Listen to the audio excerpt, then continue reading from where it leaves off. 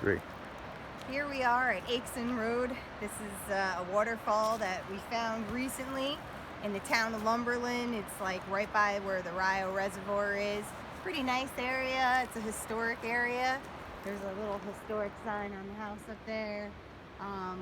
We also came across what looked like, we don't know if they're burial grounds or stone markers, but that's also in the woods. And then you also have the river alongside, which people can fish in. And, let's go. So you just gotta watch your step. There's leaves.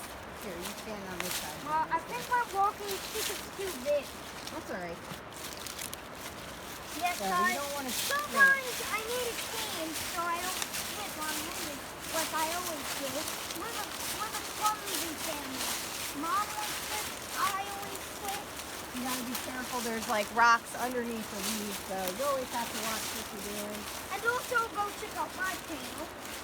Go ahead, you can tell them. And also go check out my channel and a link down below, which you're gonna put in the link. If you don't, I'm putting it in. Because I know how now. Finally. Finally, you figured it out?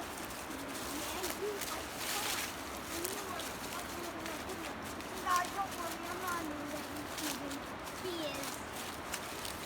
That is true. I'm